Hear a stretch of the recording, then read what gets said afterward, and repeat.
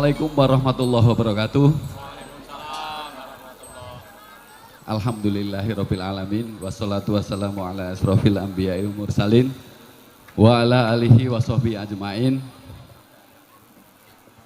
Puji syukur monggo kita kehadirat Allah Subhanahu wa taala. Alhamdulillah pada malam hari ini saya diperintahkan kali Gus Miftah untuk apa nih Mas? Penyerahan gunungan nggih. Dos bunti kabaripun ibu-ibu, bapak-bapak. Wargi bunti niki? Purwo Martani nggih. Nggih. Saya Zainul Bahar, Brigadir Jenderal TNI, Komandan Korem 072 Pamungkas Jogja. Kebetulan saya baru 3 bulan menjabat. Ya, alhamdulillah sudah kenal Abah beberapa waktu yang lalu dan saya sempat silaturahmi juga dengan Bapak Panglima. Saya juga sampaikan salam hormat kepada beliau. Terus tadi sore saya diberi undangan bahwa ada acara tasyakuran di pondok dalam rangka akhirus sanah. Akhirus sanah di pondok pesantren menika nggih ora aji. Mudah-mudahan kegiatan wayang nanti bisa menghibur kita semuanya. Nggih. Alhamdulillah kemarin pemilu sudah dilaksanakan dengan baik, aman, pun nopo pun hasilnya pun lepas mawon, masing-masing sederek-sederek fokus wonten kegiatan pun masing-masing. Nah saniki malam monggo dipirsani hiburan wayang kalih syukuran nggih acara akhirus sanah pondok pesantren niki. Saya kira itu aja mungkin kami sampaikan, mohon maaf bila ada kurangan. Kita semua berdoa mudah-mudahan pondok pesantren Ora Aji makin barokah, kita seluruh masyarakat Indonesia aman, damai dan sejahtera. Matur nuwun. Saya kira matur Mas. Nggih, matur suwun Bapak. Assalamualaikum warahmatullahi wabarakatuh. Waalaikumsalam warahmatullahi wabarakatuh. Salajengipun penyerahan cindramata tokoh wayang Kiai Abidin Nawas oleh Ki Yusuf Ansor. Perwakilan dari Gus Miftah dan diwakilkan Bapak dan Brigjen TNI Zainul Bahar.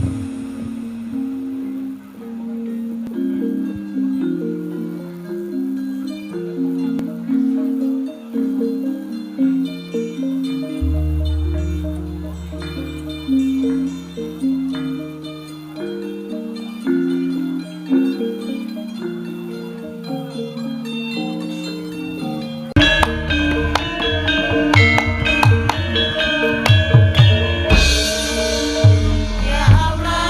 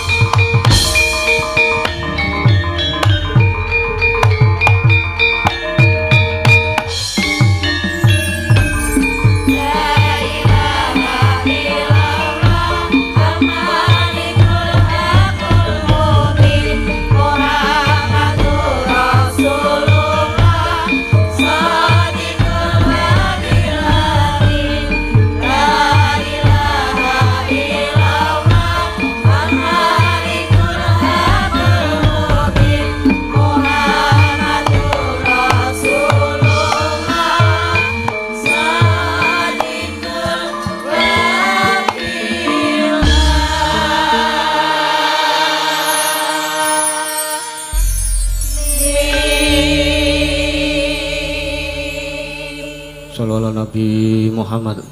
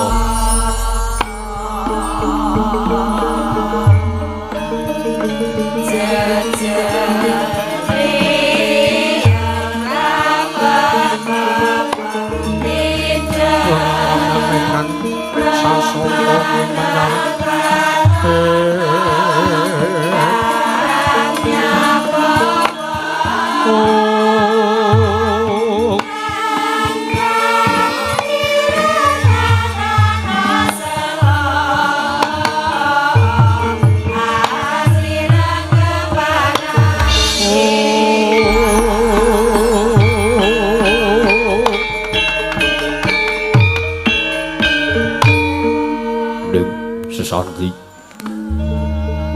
Nur Gemaraning Rat Pramudita Sinabangganingan Ulunar buka piwaraning kondo Kinumpen langaning budaya luhur Mereka tepo palupi marsudi Teteking dharma ngreh kautaman Purwanganing kondo narik punduting basa. Dongeng gunung kemusrasa yen narasaya karaos. Mulat sarira hang rasa wandi. Uruhing diri rasa mangsa ngrumangsani. Lir jalma milu kaca. Jaweh musulakup cengcari tolo beceh wis gemelar jroning pagelaran Yogi Sandra amriksani pagelaran Inggit Purwa. Surya Candra Darumbang Kartika wis kinurba kudrateng kawasa. Sahari ratri angin dribawana perwantenging dosina gilir gemanti. Teman dadi petanganing dina sasi warsi windu kang sarpapat. Tundung lamangkar tumangkar kosi rambun kaya jampating krembyah. Dadi padhang kutu-kutu walang atoga. Buron wono miang buron kaya dado branatan mawi calan. Padhang terang sinari sanggang renang kang arep sumerbawani jagat. Mungging jagat wetang buk mungup-mungup. Mungging kalengan ukir abang mernganga. Lamun kang sayang dilan-dilato bumi. Saya dangu-dangu semuluk sanggang arep ngatosna blanganan kuring abang ismu jenar. Kapur bawan sinari sanggang pasonto. Tanem tukatoni ruyu-ruyu hamangku gunung ingkang biru moyo-moyo. Pucung gunung kene melang gudanu kasiring prabancana lenggat lenggut nganti kaya gunung Makutha Mega. Tanpa wis dangu selai kaplodase dene luar sangapa ya buka karep Tegal Sawai. Anglu sira tanah dadi sambi sendonan sesindenan. Mikul garul kune anggir raja kayane sana prembagan sumur wangi. Sanghyang Arkasa dangu saya inggil wis katon sinaring jagat. Katon melodenge blapapan lor kidul tan kulon. Sinaring jagat kang sang nyebut biyada rebut ujo rebut kekuwung. Panandhetatan wonten ingkang aman dani kekuwunging pondok pesantren Nur Sejati. Niki apan cara kena aku pambukaning kondo. Saradeng mangke krana pondok pesantren Nur Sejati dumadi saking pulo-pulo bebanjaran. Sinasapan kaya benawi tinampi ombak samudra binang langut kang tanpa pakut. Pegating paningal kapampok uruting Cakrawala. Wane cakreng membisik sawana kineping jurang corong kinepung gosirung. Kinarya susuwing peksi lawet lan sarang burung. Wonten ugi pasisiran tersasana jembar kebekaning pasir gumlaring garis pinggir. Tanem tuhang rembuyung royo-royo karang gitri ruwe-ruwe ruang klopo bumi subur pasiten mawur. Sadengah tinandur pangkar tumangkar kawuryan dadi.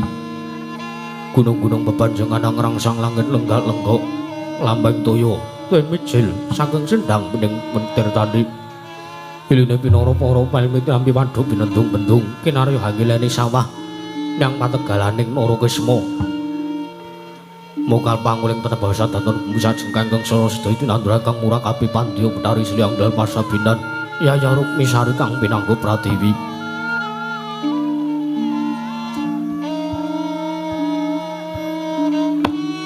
Pategal keplujeng kang angger buyu godhong adiyambek kowe nganti kaya manglung-manglung wit-witane.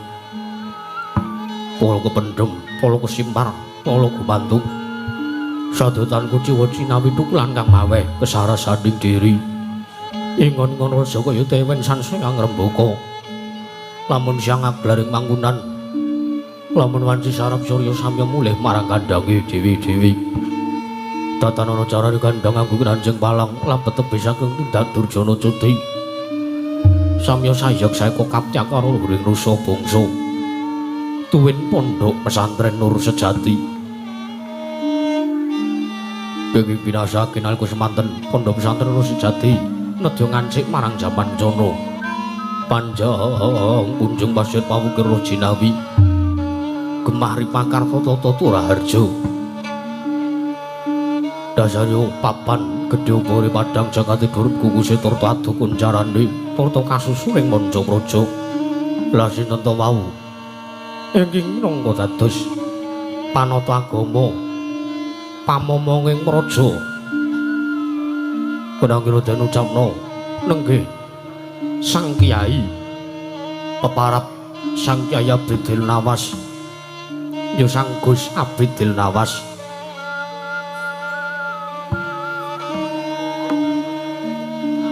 Dasarya kiai utawi pandhita ingkang sithik panningali dhuwur ngilmune jembar kawruhe mula kathah sangya para santri cantrik nindya mandri manguyu jejangga samya swita marang ngersaning Sang Abdi Dilnawas sumambung biswaniru sangya para santri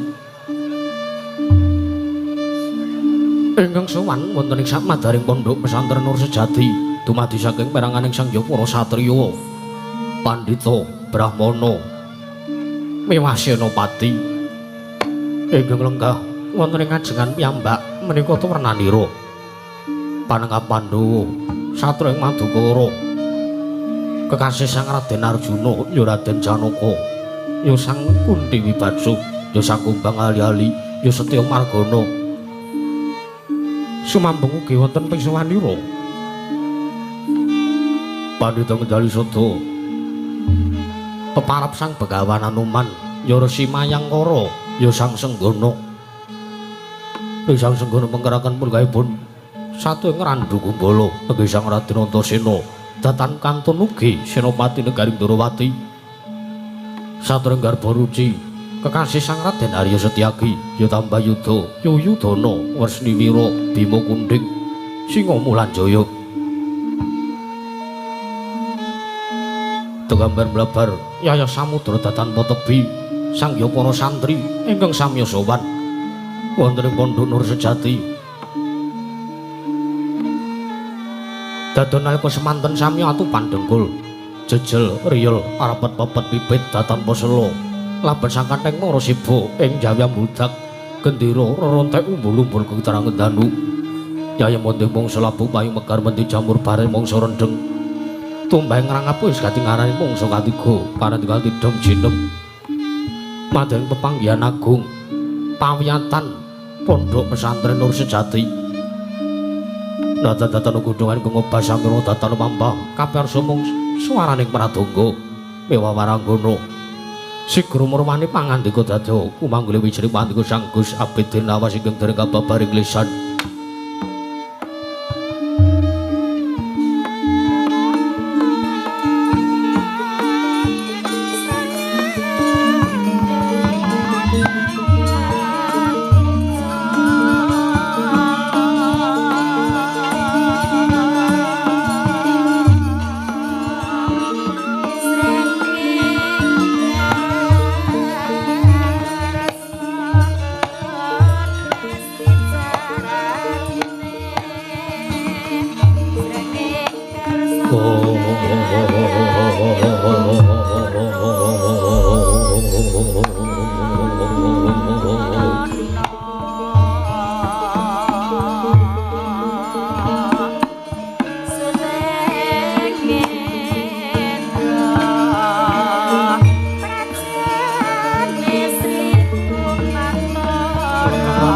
ingkang sasungguh menyar pangrengkara ming kuwi mangke tanpa siring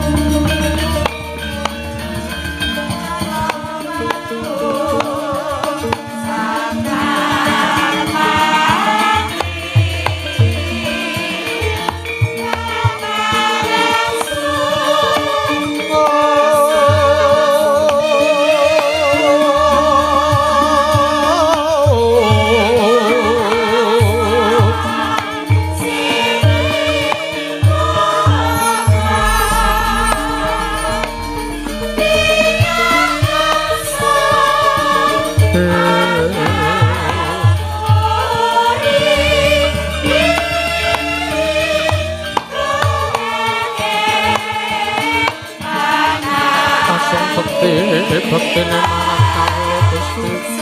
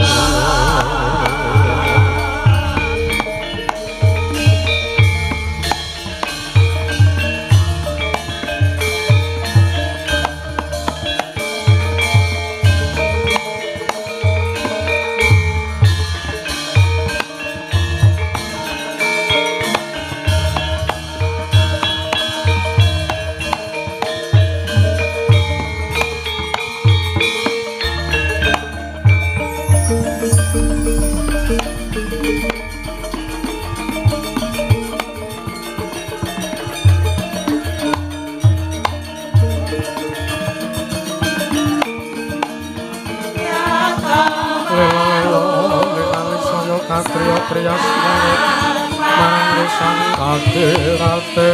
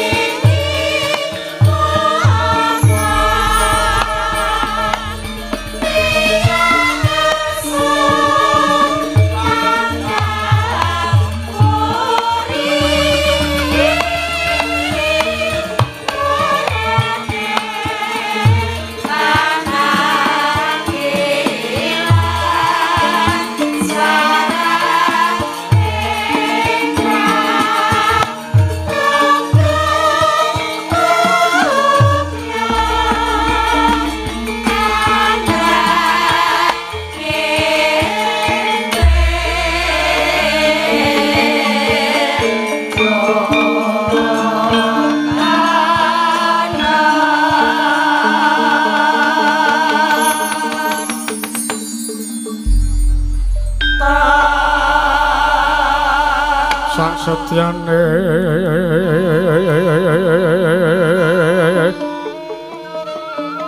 tanpa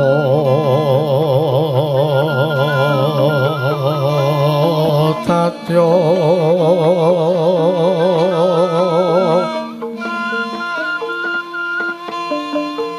sacipta-cipta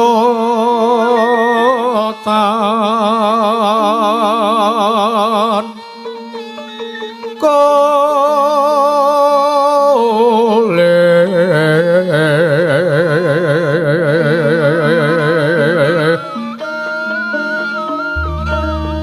kang raton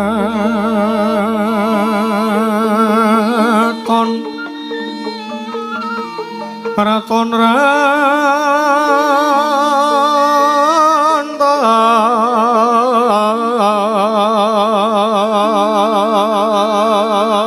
rantas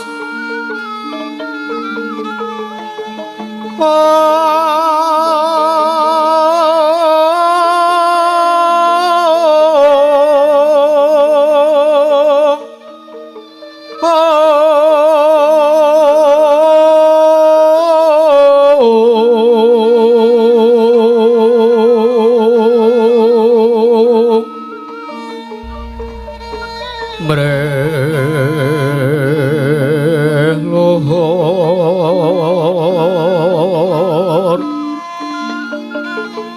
asor pinanggih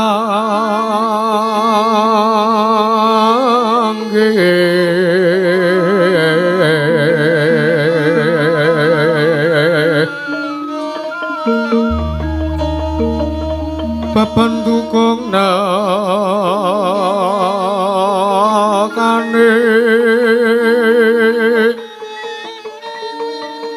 kong asing kanestan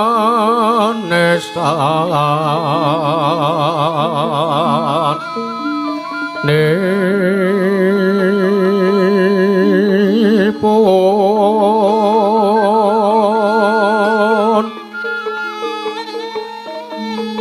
wong agung nesko ngira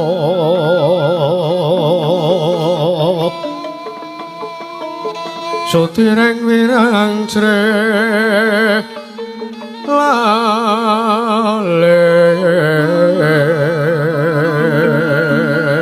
lales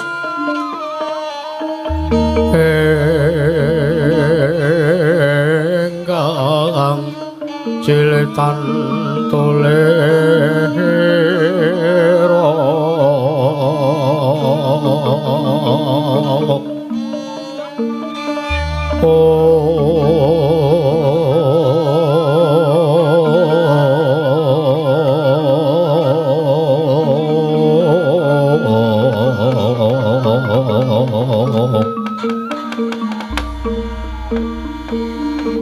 wong alim alim pun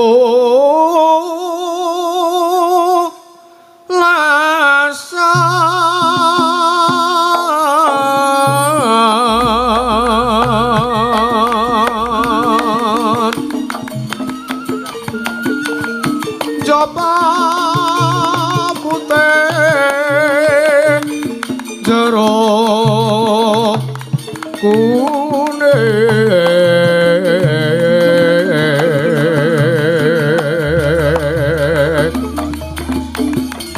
namo mang sama siat matat matot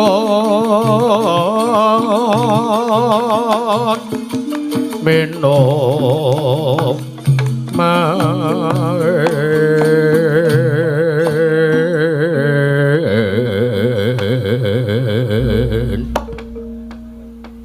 Pak Ompaan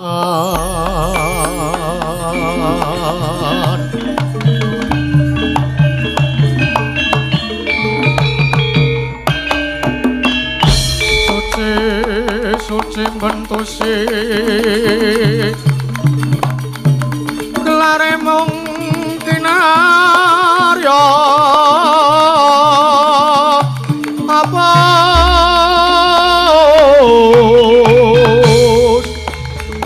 waton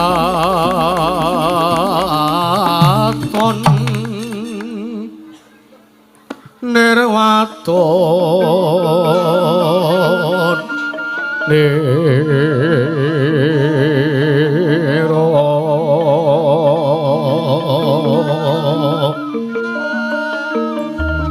prapaweng saluka rukmi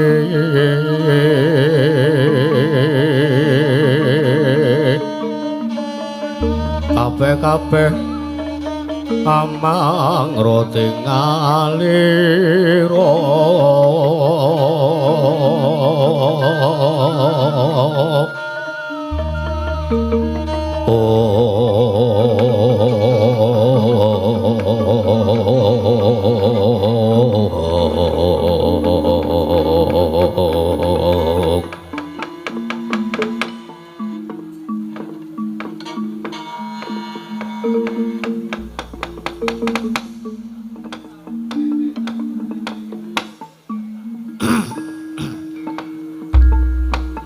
alhamdulillah wa syukurillah. Dina iki wis sakwetara kabeh para santriku tak klumpukake ana ing pondok kene sing ora liya kejaba ana ing ngarep mawon wis nerangake yen to para golongan-golongan satriya iki padha arep mlebu agama Islam. Alhamdulillah syukur ing ngarep mau wis padha login. Ya kuwi maos kalimat syahadat. Matur nuwun, Mbah. Ning atase ming sak aku wae lho. Kerawan para priagung-priagung biyuh semene mbane iki lho. Monggo iki kalanganing para satriya-satriya sing arep dhewe iki Raden Janaka iki panengah Pandhawa Edian. Nek ora cara aku madhep kiai ora mungkin iki do mlebu Islam kabeh iki. Kula kang saka kuwi gandeng ana ing ngarep mau wis tak terangake. Ana ing agama Islam kuwi kepiye wae aku mau wis nembang palaran rukun Islam kang 5 puniki. Monek do ngrungokke kabeh para santri-santri ning kene iki ya ora ming kanggone sing lagi wae mlebu agama Islam nanging kanggo kabeh dina iki sing sowan ana ing kene. Alhamdulillah barokallah. Ya. Matur nuwun banget iki Raden Janaka wis kersa mlebu Islam teges kepingin sesuci diri suwita ngersaning Gus Abdil Nawas. Kepiye mungguhmu Raden Janaka, kepiye rasane sakwise sira suwita ngersaning sun iki? Ingkang sepisan kula ngaturaken panuwun tanpa pepindhan dumateng Paduka Kyai Abdil Nawas.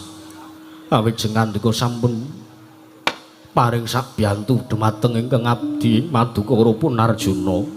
Ing sakmangke kula saged mangertosi kados pundi agami ingkang leres, kados pundi margi ingkang sae, lan kados pundi sakmangke kula badhe ngangsu kawruh anggen kula suwita nyantri wonten ing pondok pesantren Nur Sejati menika. Ayo, heeh. Njur rasamu kepiye? Rasamu suwita ana ngersaning Kyai Abdil Nawas kepiye? Nggih. Bombong kang tanpa upami ngibaratipun kadedene kejugrukan wukir sari kelepaning samudra madu. Penggalipun ingkang abdipun Arjuna, Kyai. Wondene dinten sakmenika kula sampun nderek kewajiban tiyang kathah. Kula minangka dados titahing Gusti Allah. Ing sakmangke kula badhe suwita lair lan batos ngangsu kawruh pados ngilmu agami dumateng Paduka Kyai Abdil Nawas. Alhamdulillah, alhamdulillah, tentrem. Aku ndek santri kaya ngene iki tentrem aku. Ya apa wedoanmu ki akeh ki ora apa-apa. Wedoanmu akeh ora apa-apa. Ya pancen kuwi kowe duwe bojo akeh, kowe ngingoni wong wedok akeh ki ora apa-apa. Kuwi padha karone nek aku lho, nek aku. Kuwi padha karo kowe wis golek jati diri. Inggih. Kena ngapa pondok kuwi tak jenengke Nur Sejati? Kuwi ben eling karo awake dhewe. Ana ing sajroné awake dhewe iki ana sedulur papat pancer lima. Sedulur papat kuwi lor kidul kulon etan. 5 pancer kuwi tegese sing ngemong jiwa ragane awake dhewe. Ora usah tak terangke mesti sira Raden Janaka minangka wong Jawa wis ngerti dhewe. Inggih. Lah, dhuwure sukma sejati kuwi ana sing jenenge Nur. Mekaten ya, kuwi kalbu. Kuwi sing kudu tansah diopeni, aja ngasih lali. Mula kendhalekno nepsumu, aja ngasih nepsumu ngendhalekke awakmu. Dong to kowe? Inggih. Kula mangertosi. Lah ya ngono. Ning aku ngerti janjane niatmu kok duwe wong wedok akeh iki bukane kok kowe ora iso ngendhaleke nepsumu kuwi ora. Nanging kowe pancen makani hawa papat kuwi. Inggih. Ora nggangge iki tenanan iki. Nggih, kula sampun mangertosi. Ya. Lah iki ngatasi ana pendhita. Iki mongko wis kondang kaloka iki dhisik iki jagoning dewa. Wong sak jagat iki wis ngerti sing jeneng Begawan Anoman, ya Resi Mayangkara ki ya iki. Lah kok dina iki lho sowan rene maca 2 kalimat syahadat ora elok. Entuk karomahing Gusti, entuk wahyuning Ilahi. Lah rak ngono. Anoman Senggana. Nggih, wonten paring dawuh, Yai. Piye rasamu kowe suwita ngersane Kyai Abdil Nawas? Nggih, saestu lair batos terus ing ati kula remen. Seneng nggon seneng ki tegese piye? Kula saged mangertosi jati diri kula. Ateges kula saged luwih nyaket marang Gusti kang murbeng dumadi. Bagus, wis ngono tok. Nggih. Lah iki Raden Antasena wis, aku ora perlu takon karo sing jenenge Raden Antasena mergo iki wis ngerti. Kinadyanto satriya ndugal kewarisan, adyanto satriya sing srogal-srogol. Nanging iki pancen satriya utusaning Gusti, wis ngono wae. Apa meneh Raden Setyaki kae. Nadyanto kae gaweane gelut ning aku ngerti. Batin kuwi ora iso diapusi. Mesti apik niatmu apik nggonmu sita ngersaning Kyai Abdil Nawas. Wis saiki ngene. Gandeng ngepasi dina iki dina pawiyatan, ateges dina pawiyatan kuwi aku pengajian utawa aku menehi siraman kolbu utawa aku tausiah ngersaning kabeh para santriku. Saiki aku tak takon. Raden Janaka kepengin ngerti apa? Liripun kados pundi dene Paduka paring dawuh kados mekaten Kyai. Lah ngene, kowe jroning sinau agama iki kowe arep tak nehi kawruh apa? Nggih. Kula menika kepengin mangertosi swarga menika papanipun kados pundi. Ah, lah iki ngene. Sadurunge tak terangke swarga kuwi sing kaya ngapa luwih dhisik rungokno dawuhing Gusti. Inggih. Dawuhipun Gusti. Wah, kowe nek arep ngerti, swarga kuwi papane biyuh apike ora jamak. Ambek tempat wisata to golek ning alam donya iki ora ana sing bisa madani, luwih-luwih ngungkuli swarga. Mekaten Kyai. Dawuh Gusti ana ing Quran surat Al-Baqarah ayat kaping 20. Mangkene dawuh. Kabarno kabungan marang wong-wong sing padha iman lan nindakake amal soleh. Yen kanggo dheweke diwenehake swarga sing mili banyu ing ngisore. Saben-saben dhewe diparingi woh-wohan minangka rejeki, banjur padha ngucap iki sing wis diparingke marang aku sadurunge. Dhewe wis diwenehi woh-wohan sing padha lan ing kono dheweke entuk jodho sing disucikake. Lan dheweke padha tetep ing jerone. Padha tetep ing jerone kuwi tegese kekal. Kuwi abadi selawase urip, ora bakal pindah rana-rana mlebu ning swarga. Mekaten Kyai. Kuwi nek kowe gelem nindakake salat 5 wektu, kowe gelem sedekah, kowe gelem dana weweh lan nglakoni amal jariyah, kowe mesti bakal entuk sing jeneng kasuwargan. Kowe ngedohi maksiat, lehmu kulino jajan pok lereni, kowe yakin kowe entuk kasuwargan. Ora mung swarganing donya, swarganing alam akhirat kowe bakal entuk. Mekaten. Ya. Lajeng nuwun sewu. Panjenengan saged ngendika ingkang kados mekaten menika. Panjenengan ngendika bilih swarga menika endah. Menapa panjenengan sampun nate mangertosi wujuding swarga kanthi paninggal paduka piyambak. Lho, kose ngene tak omong. Ngene. Dadi ngene, gampangane nek sampean ki percaya, gampangane sampean percaya, titah sak ngalam donya iki bakal nglakoni, bakal ngrasake sing jenenge mati. Nggih, kula pitados. Kowe percaya to? Pitados. Apa kowe dadak mati sik lagi kowe percaya nek menungso iki bakal mati?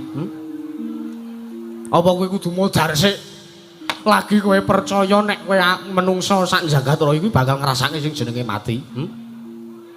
Apa kowe kudu weruh swarga sik ben kowe percaya nek swarga ki ana papane kaya ngono kuwi, kaya sing wis diterangke ning Quran. Kowe lagi arep percaya yen kowe ngono kuwi. Nggih sampun, kula sampun midhanget, kula sampun mangertos. Ayo wis. Tur ana ing dawuhing Gusti ana ing Quran surat Al-Baqarah ayat 20 mau ya wis tak terangake. Wis diterangke iki udu aku, iki Gusti sing ngendika. Ngono lho. Nggih. Wis padhang kalimu. Nggih. Matur sembah nuwun. Kuwi nek kowe kepengin arep entuk surga, lehmu dolan ning sarkem leren ana. Nggih, sendika ngestaken dawuh. Ya alon-alon sing jeneng menungsa ki kaya ndek sifat kepengin barang kadang kala. Nggih, kula mangertosi. Ya wis. Saiki Anoman. Resi Mayangkara aku tak takon. Ya kados pundi Kyai? Aku tak takon tujuanmu. Tujuanmu kowe pengen sinau agama kuwi kepiye? Nggih. Kula menika namung kepengin mangertosi jatosipun menapa ingkang dados sancas gegayuhan utawi tujuanipun titah gumelar lan dipun cipta wonten ing jagat raya menika kalebet kula bangsaning kewan tetanduran lan sak panunggalanipun Kyai. Lah iki ngene. Iki ya wis disebutke ana ing Quran. Iki ya wis didhawuhke dening Gusti. Apa sing tok aturke karo aku wis disebutke ana ing Quran, didhawuhke dening Gusti ana ing Quran surat Ad-Dariyat ayat 56. Nggih, kados pundi dawuhipun. Lah iki ngene. Gusti Allah ngendika yen panjenengane nitahke manungsa lan jin mung supaya padha nyembah marang panjenengane. Gusti Allah nitahake manungsa ora mung kanggo turu, nyambut gawe, mangan utawa ngombe, nanging kanggo njangkepi bumi lan nyembah marang panjenengane. Dadine sampean Raden Anoman kuwi derajate nuwun sewu kewan. Ateges sampean kuwi ora wajib ngibadah ngersane Gusti, sampean ku ora wajib nindakake salat 5 wektu. Mergo sawetara bangsaning kewan kuwi ora duweni akal pikir nalar. Kewan kuwi adasaben ora duwe utek. Ya duwe. Ning tujuane kewan diuripke kuwi, digawe kuwi mung loro. Siji golek pangan, loro golek jodoh. Nek wis ora ndek tujuan apa-apa meneh. Mekaten. Waduh. Mrengaten mboten wonten ginanipun kula gesang wonten alam padang menika Kyai. Lho kose. Aku urung rampung leh kumatur. Ana ing agama Islam kuwi ana sing diwestani rukun Islam lan rukun iman. Rong perkara kuwi mau wis tak terangke karo kowe wis dong, kowe wis gelem Apa nyinau kowe wis gelem nindakake? Iya. Klebu rukun iman, rukun Islam sing sepisan kowe wis nindakake, kowe maca rong kalimat syahadat kuwi mau. Mekaten ya. Lah saiki sapa wae sing ora wajib nindakake ibadah kuwi ana petang perkara utawa ana wong papat sing ora wajib nindakake ngibadah. Menapa kemawon Kyai? Siji, wong wedok sing nembe wektu. Wektu menika kados pundi? Batal-batal, mens. Alangan. Mekaten. Ki mau ana siji sing anu kaya iki mau. Sinden ki mau kaya iki lho. Mekaten. Kuwi ora kena nindakake salat. Mergo padha karo yen nganti wong wedok kuwi kok nekat nalikane lagi haid kok meksa salat kuwi padha karo wis ngina karo panguwasaning Gusti. Mekaten Kyai. Sing angka loro wong sing ora duwe nalar pikir utawa diwestani wong edan utawa wong pedhot asolole tak dundung. Ngono? Iya. Dadi wong edan ki ora wajib salat. Wong edan ki ora wajib salat. Nek gelem salat ya syukur, ning wong edan kuwi ora wajib salat mergo ora duweni nalar pikir, ora iso mikir secara wening, ora iso mikir secara jernih. Kuwi wong edan. Iya. Sing angka 3 bocah sing urung supit, bocah sing urung pubertas, utawa bocah sing urung ya wis intine urung supit. Mekaten. Ki ya wiyaga ana siji sing ora supit. Iya. Mangertos kula mangertos. Mergo toleransi. Ngene lho, Man. Nggih. Sing angka 4 kuwi wong wedok sing lagi wae bar babaran, utawa wong wedok sing bar lairan. Mekaten. Menawi mekaten kula menika wajib ngibadah. Lah iya wong kowe iki ndek nalar pikir kok ya. Kowe ora arep nindakake rukun Islam sing kaping pisan kowe sowan rene, kuwi kowe sadar, kowe iki sadar teges kowe iki diwenehi kanugrahan karo Gusti, kowe dinehi akal pikiran sing becik, kowe diwenehi akal pikiran sing bening, banjur kowe sadar nek awakmu ki urung resik saka dosa-dosa sing wis tok lakoni ngersane Gusti. Ngoten lho. Nggih. Dong to kowe? Nggih, sampun kula sampun mangertosi. Wis nek wis dong ya wis. Ana meneh sing arep takonke, sampun cekap Kyai, matur sembah nuwun. Lah ya wis ngono kuwi. Lah saiki sing giliran ketiga. Raden Antasena. Iki aku tak takon karo sampean Raden Antasena. Nuwun sewu aku basa karo sampean. Mergo panjenengan kuwi mboten saged basa, mboten saged tata jalma. Mboten saged tata krama. Nek iso tata jalma kuwi jenenge ngomong, kleru entukku ngomong. Tata krama sampean ora iso. Menawi ngaten kula kedah basa kalian panjenengan Raden Antasena. Waduh. Repot Pak Kyai. Nuwun sewu repot kados pundi? Kosik to. Ning atase sampean kuwi guruku, ning atase aku ki sowan ngersane sampean kang arep kepengin ngangsu kaweruh, aku kepengin ngisep ngilmumu. Aku kepengin nyecep banyu ning pondok pesantren kene lah kok sampean ngendika sing kaya ngono. Mboten apa-napa. Merga niki pun dadi dharma kula, pun dadi kewajiban kula. Kula nyebar siar agama Islam wonten ing tanah Jawa menika. Ngono. Nggih. Ya wis yen ngono. Aku mau ngarep takon ngene, Pak Kyai. Kena ngopo kok menungsa kuwi diwajibke ngibadah ya kuwi salat. Apa wong sing salat kuwi wong sing apik utawa wong sing elek? Kamangka yen Antasena nyawang kahanan jaba, akeh wong-wong sing agamane sak liyaning Islam nanging tumindake padha becik, padha gelem nindakake sing jeneng sedekah utawa dana weweh, andum panganan lan sak panunggalane. Kuwi pitakonku sing sepisan. Nggih. Ping pindhone saiki akeh-akeh wong-wong Islam dhewe, wong muslim dhewe sing mecah agama Islam iki dhewe. Padha bedak-bedake ngasih kandha yen budaya Jawa utamane wayang iki diarani haram. Nggih. Njur apa-apa sing ora ana ing jamane Kanjeng Nabi mono diarani bid'ah. Kuwi kepiye munggo penjelasanane Pak Kyai? Aku mung arep takon kuwi tok. Nek wis entuk pencerahan wis matur nuwun. Nggih. Ngaturaken panuwun Raden, awit sampun kersa paring pitakon. Nggih. Sepisan monggo kita ndedonga sesarengan mugi-mugi tiyang ingkang tumindakipun becik nanging dereng kersa salat utawi dereng ngrangkul agami Islam menika mugi-mugi enggal pikantuk nugraha lan hidayahipun Gusti. Lajeng nanggepi pitakenan panjenengan ingkang sepisan menika kula wau kenging menapa kok kudu salat? Mongko akeh wong sing ora salat ning tumindake apik. Kuwi ngene. Salat ki sing minangka penyempurna. Uga dadi kunci saking sedaya amal pedamalipun menungsa menika kula wau. Awit benjang wonten ing dinten akhir salat menika ngamal pedamelan ingkang kaping pisan utawi dhisik dhewe diitung. Ngono Pak Kyai. Nggih. Saumami ngaten. Raden Antasena menika tiyang sing catetan amale apik. Wi apik banget, seneng dana weweh, ngewangi tiyang sing boten mampu. Wis pokoke panjenengan menika wonten ing semasa hidupipun menika sae amalipun.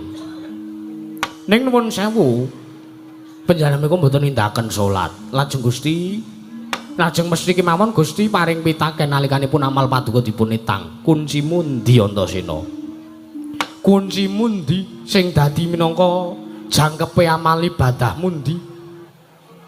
Salat mundi?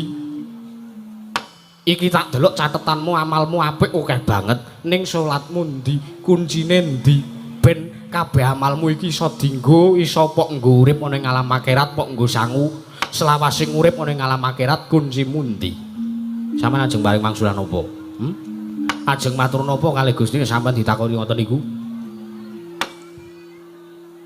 mang menggalih oh ya wis aku wis dong Pak Kyai aku wis dong lah nggih pun lajeng ingkang angka kalih wau niku tiyang-tiyang sing ngendika ngoten niku tiyang-tiyang sing boten saged mbentenaken utawa ora iso mbedake ndi agama ndi budaya ateges dheweke iki wong Jawa rumiyin Kanjeng Sunan Kalijaga menika nyebar agama Islam wonten ing tanah Jawa menika lumantar wayang lan budaya-budaya sanesipun lho gamelan wayang menika rumiyin karyanipun Kanjeng Sunan Kalijaga lho ngono kok diarani haram mongko wayang menika nuwun sewu kangge nyebarke siar agama Islam wonten ing tanah Jawa menika dipun ginakaken srana ingkang sae kalian panjenenganipun Kanjeng Sunan Kalijaga duke nguni pun ngaten mawon gampangane nek tiyang niku ngendika ngaten kula gadah pamanggen nek tiyang sik ngendika ngaten niku sanes tiyang Jawa teges wong neneka awit nuwun sewu mboten mangertosi seluk belukipun agami Islam wonten ing tanah Jawa menika saking sinten dipun sebaraken ginakaken menapa pun ngaten mawon kula kinten sedaya pun paham nggih lah ya wis Pak Kyai wis matur nuwun wis adem atiku wis ayem atiku muga-muga iso dadi cekelan lan jimat uga pepeling kanggo para titah lan kanggo selawasing urip bebrayan agung sing besuke ana ing alam akhirat ora ketula-tula uripe. Lah nggih ngaten. Ning nuwun sewu niki kok kula ngrasa ora penak ati kula. Kula tak nyuwun wekdal, kula tak nantremke ati kula rumiyin sedaya santri-santri kula kabeh murid-muridku, santri-santriku sik eneng kene. Ya wis, nek arep nantremke pikir monggo Pak Kyai. Nggih, nuwun wekdalipun Ki Raden Antasena. Irim-irim kembang popong kembang popong sari ulat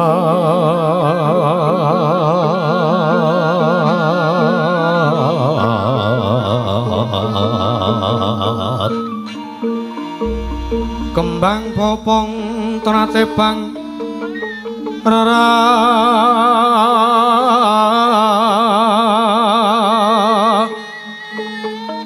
yungan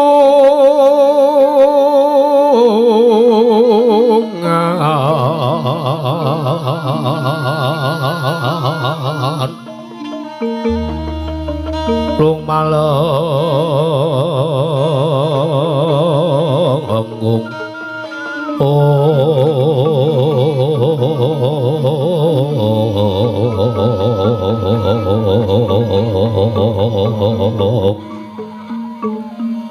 long malangkung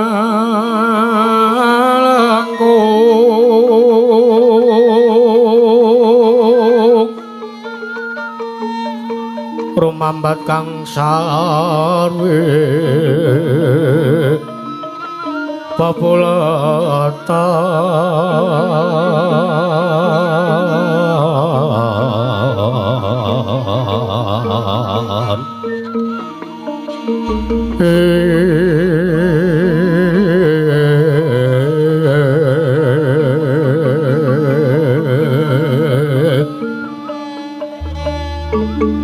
ler kembang karang sungsang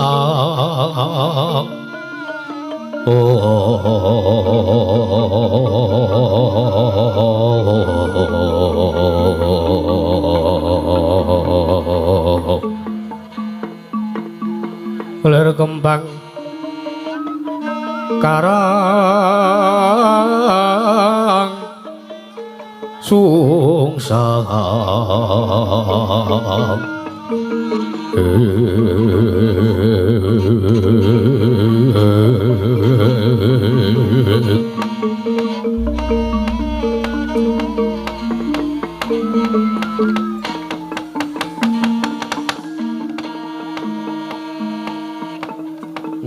wis plong wis terjawab sudah apa sing dadi ganjelane atiku teko iki dinane apik iki dinane jemuah kok atiku ngrasa ganjel wis ora apa-apa tak nggone dhewe wae lah iki siji sing urung tak takoni Raden Setyaki iki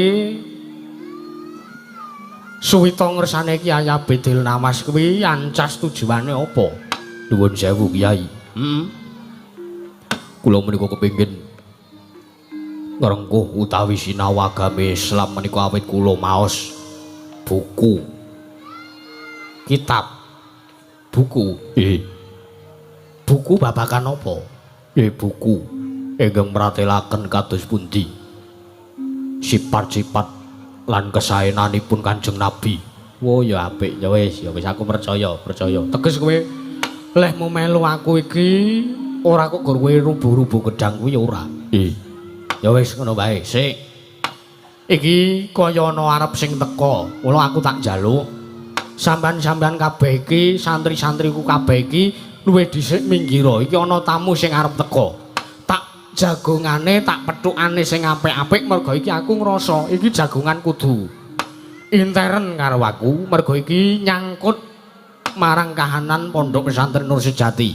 Nggih, nangkaten kula nyuwun pamit madal masilan. Nyuwun pamit madal masilan. Aku njaluk pamit Pak Kyai, tak mundur sik.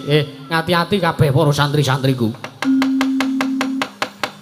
Sidhem jroning pasewakan prangat campur sangyong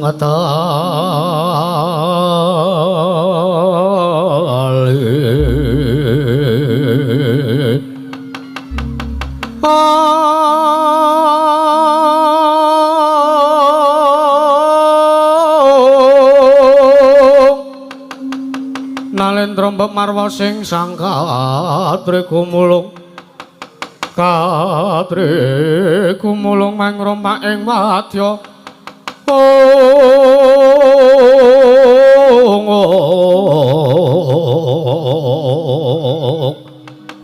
Kurta kurore kiri ronang kono magawe kelari wang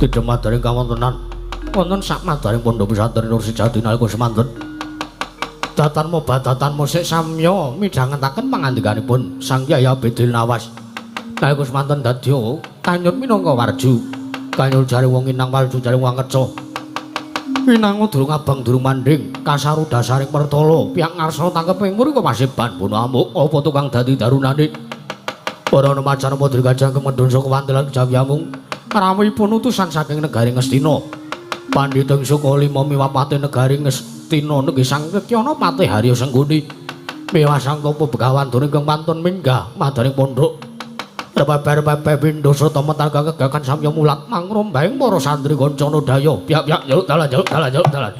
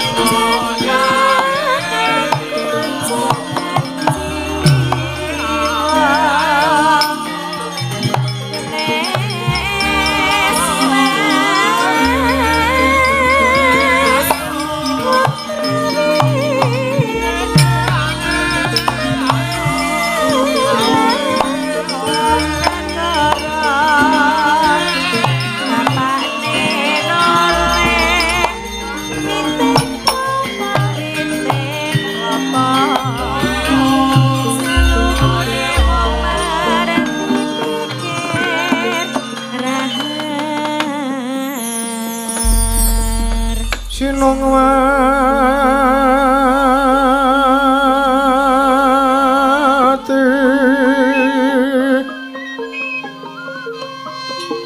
Sinongwati jagat kinari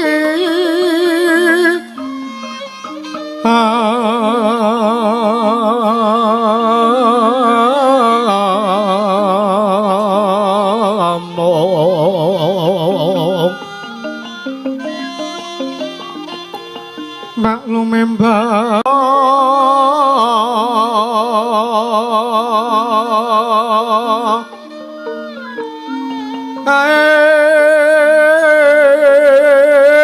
ono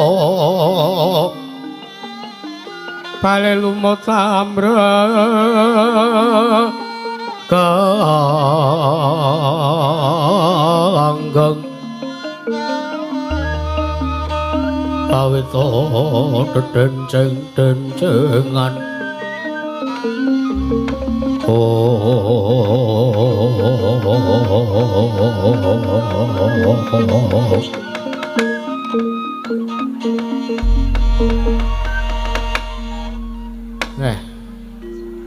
mundur santri-santriku iki tak sawang sing rawuh mrene priyayi ketitik saka sandangane wae biyuh lha kok lapis emas elok ikute pradan meneh nuwun sewu nek tak titik saka busanane iki pendhita nuwun sewu penembahan nuwun sewu penembahan kula kok sampun ate wanuh kalian panjenengan kula kok sampun tau tate mangertosi bleger pasuryan panjenengan menika kula nuwun sewu menapa panjenengan menika ingkang peparab Begawan Durna lan ingkang wingking menika nuwun sewu menapa paduka menika ingkang dados patih wonten negari Ngastina lan menika patih Harya Sengkuni napa leres napa mboten kula nyuwun dawuhipun lole asta kuswala sila bertobo sumarante hawala Gamanaga kula keprikantil butut ing selikur. Depate wonten dawuh Kakang. Sik ta. Iki sing jare Kiai kondang Abedil Namas ki ya iki. Nggih niku. Wong nek kula wau mbukak Sherlock le ditujokke teng mriki kok, Kang. Depate wonten dawuh. Apa sampean percaya nek iki kiyaine? Lah nggih niku wonge niku. Wong kula goleki teng Google niku sing jedul fotone niku tiyange. Ora lah kok kiai kok nganggo kacamata riben barang iki men ngono. Lho nuwun sewu to. Sik to. Sampeyan kok aja ndelok saka njabane, aja ndelok blegere. Aja ndelok penampilane ning mang delok atine. Niku kiai sae, pun ditakoki. Niku kiai sing luhur ngilmune. Apa iya nggih wong kula niku sak nonton YouTube-e. Ditakoni riyen ditakoni digenahke sowan sing apik matur sing apik Dil Namas wonten dawuh apa kowe sing jeneng Kyai Abedil Namas ki apa ya kowe kuwi nggih leres kula penemban Durna dasar kepara nyata ya iki pendhita ingsun kalima sing kondang manyar-manyar wis kawentara ning ngalam jagat raya iki kabeh padha kebrebeken kumandange asmane Begawan Durna mekaten penemban ya kowe sing jeneng Abedil Namas ki ya kowe sing dadi kiai ana ing pondok Nur Sejati Nur Triadi apa Nur Sejati wis pokoke mbok sakarepmu nggih kula sing dados minangka kula menika ya iso disebut kiai wong kula niki ya wong sing akeh dosane santri-santri kula niku nek nyebut kula niku presidene para pendosa ngoten ngono nggih dados kula mriku ngedeke pondok menika nggih ya alon-alon kula niki kepengin ngajarke ilmu agama ben para satriya ben para kawula ki luwih padha ngerti babagan ilmu agama utamane agama Islam menika menemban. Gosek dilamas gosek. Kowe kuwi kiai, kowe kuwi cara-carane uga pendhita, kowe kuwi uga brahmana. Nggih. Kosek kowe kok nganggo kacamata riben barang. Lho nuwun sewu niki niku kiai milenial menika kados makaten nika. Kiai milenial menika menawi pengajian menika ngedepe degan. Ngaten. Pun mboten banyu putih melih kaya nganti kaya wong tuwek ngedepe banyu putih anget.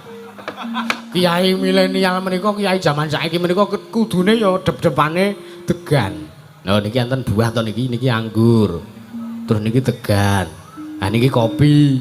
Iki kopi meneh enten 2 gelas gedhe lho. Terus niku buah niku enten wah akeh banget niku. Nah niki sing niku ngajenge jenengan niku rica-rica niku mangrasake niku enak niku. Rica-rica ki panganan apa ya ra?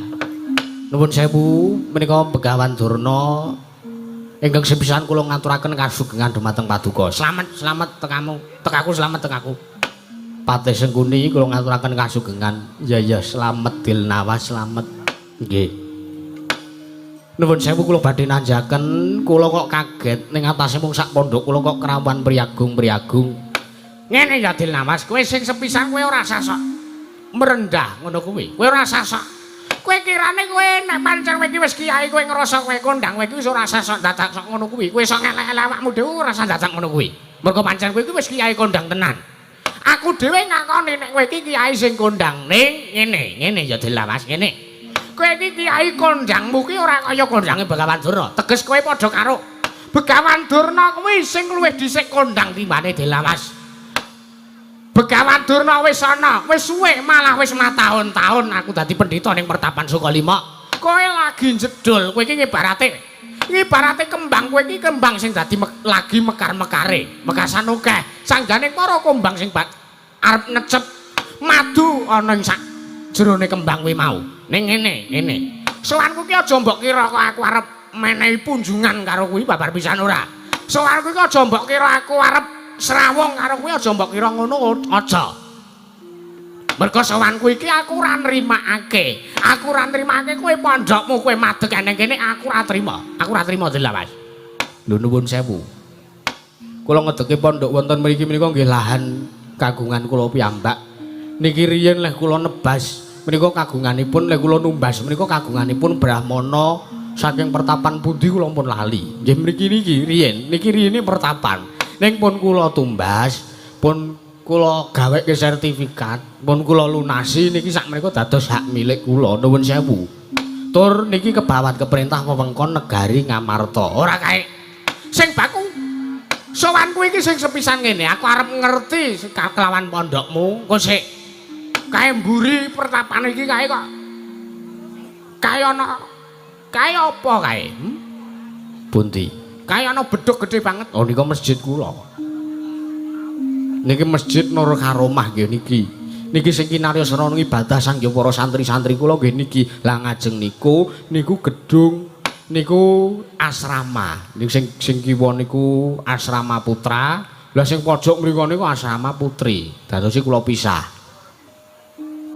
Sing baku ya ngene Dilawas, pisan sowanku ora trima kowe ngedeke pondok mbuh Pertapan mbuh apa ning kene aku ora trima. Mergo ngene, miturute Begawan Durna, kowe nyebar ilmu agama ki padha karo kowe arep ngrubuhke Pertapane Begawan Durna. Lho nuwun sewu mengke riyen. Enten iki kiyaine niku sapa? Teng mriki kiyaine sinten sing ngedeke niku sinten? Wong kula ngedeke pondok niki ngangge modal-modal kula dhewe, ngangge dhuwit-dhuwit kula dhewe, kabeh niki kula usahake ngangge keringet-keringet kula dhewe. Lho kowe kok wong jaba melu-melu mengke riyen. Niki kok sajak kula wau nyawang rawuh jenengan kok kaya adem ayem bae. Kula ngerti Patih Sengkuni menika kula nggih adem ayem bae merga panjenengan kekalih menika nuwun sewu panjenengan menika kiai. Menika priyayi priagung saking negari Ngastina. Lah kok tekan kene kok gunemane elek nuwun sewu lho. Sing baku aku ora trima. Kula kang saka kuwi ngene. Merga kowe padha karo kowe arep ngrebut siswane Begawan Durna. Aku mau ngerti glebete Janaka ning kene. Janaka kuwi siswaku, Janaka kuwi cantrikku, Janaka kuwi anakku sing tak tresnani. Janaka kuwi padha karo nganggep aku bapakne. Durna kuwi bapakne Janaka. Lah kok mbok rebut cantrikku?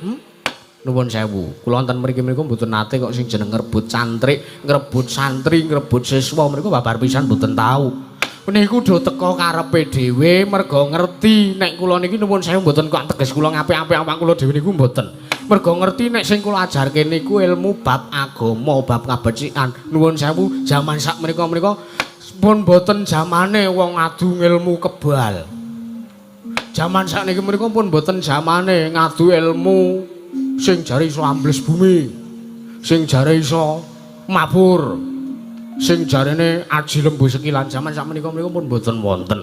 Casak niki mriku wis ora percaya. Lah mula nuwun sewu panjenengan kula lan sedaya kemawon ingkang nedeng moncer sakmenika wonten mangsane dhewe-dhewe. Lah sakmenika niku masak emas kula nggih kula perjuangke tenan, kula nggo sing apik tenan. Sok kula mangsane kula surut enten generasi kula sing neruski kula ngeten iki. Dados nuwun sewu panjenengan mriku pun entek kontrake sampean mriku padha karone wis entek. Ku nggih menawi kala mangsane kontrak kula entek, kula lila legawa ikhlas nampa. Ning ora kaya adat saben iki. Teges kowe wis nglangkahi karo Begawan Durna. Kowe ora njaluk iku pertikel karo Begawan Durna. Mergo pancen bener kowe ngedeke pondok iku ning kebawat keprintah negara Ngamarta. Ngamarta kuwi darbae Pandhawa. Gurune Pandhawa kuwi Begawan Durna. Kowe kudune njaluk pangestu sik. Kowe kudune ndilat sikilku luwih dhisik. Lho. Aku ki wong waras kok kon dilati sikil. Kok nek sikile iki dak telek piye ora? Kowe iki kok wis ora parke piyaya kaya ngene arep piyaya ora tak basani mbok ben. Lah saiki ngene Begawan Durna nek kowe ora trimo aku ngedeke pondoke ning kene cangkemmu arep muni apa? Modar ora. Tak golek rokok sik.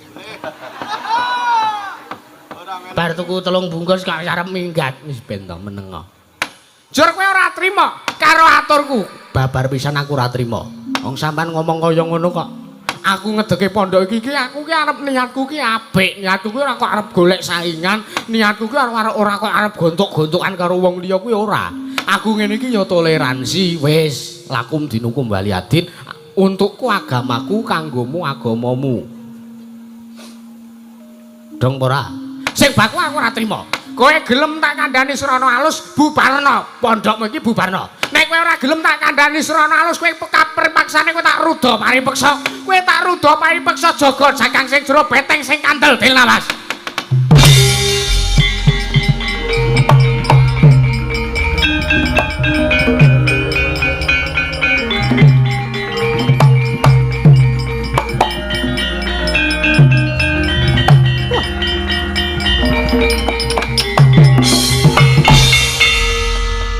Raden Setyaki lerem lho, lerem. Iki ngene-ngene oke ya tamu. Nuwun sewu Gus. Kula kok panas ati kula. Kok sik ora kena diladeni srana kasar ngono ki ora kena. Nuwun sewu. Penjarane kok riyen nggih tukang gelut to. Ya bener aku dhisik ki cen bajing loncat ngono wae lah ibaratnya. Ning saiki aku ki wis ora arep nganggo nggunakake srana gelut-gelut ngono ki aku wis ora seneng. Ngerti wong gelut ngono wis ora seneng. Pun ben dirampungi karo sing enom. Etan Setyaki nang kene barang. Yo Ben. Aku santri Kyai Abidil Nawas kowe ora trimo arep ngopo? Oh, lole. Ora lole.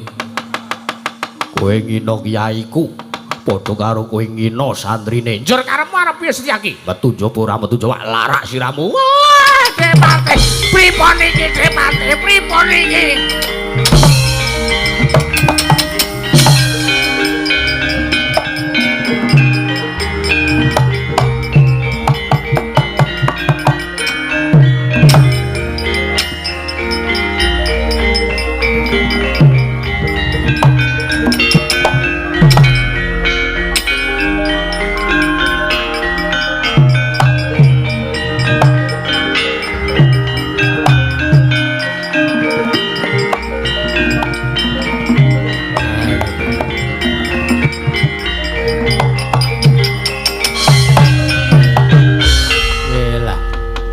Iki mangsa arep ngancik adan luhur kok padha kaya ngene kahanane. Ning apa wae Kyai? Ning apa? Wonten menapa Kyai? Wonten menapa Kyai? Wis, bakune saiki kabeh santri wis kene wae. Kae ben dirampungi Raden Setyaki. Iki mengko bubar salat luhur yen to ngasiono santri sing ning kene sing tak ngerteni ning kene saiki kok melu ngundurke Begawan Durna. Aja takon dosa, do tak nehi hukuman dhewe-dhewe kowe. Jur Majelis Setyaki dikai hukuman. Lah ya kuwi perkaraku. Wis bakune saiki kene. Muga-muga kabeh padha tentrem, kabeh padha slamet, Gandeng iki wis ngancik wektu jam 12 kurang 5 menit. Teges iki ora suwe meneh. Sopo sing tak kon adan yo? Aku wae, aku dhisik juara 1. Wis. Mengko wis ana sing adan dhewe, gandeng iki wis ngancik wektu luhur. Kabeh-kabeh para santriku Raden Antasena padha kepyakna jaan salat zuhur bareng-bareng. Ya, ngestake dawuhmu Pak Yai, budal saiki. Njaluk pamit matal pasilan. Ngati-ati aja kaya bocah cilik Raden Antasena. Wulan mulut lairipun Kanjeng Nabi Sang Guru sejati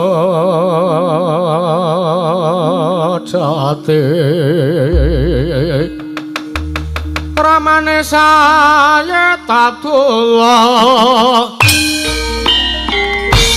ibune Siti Aminah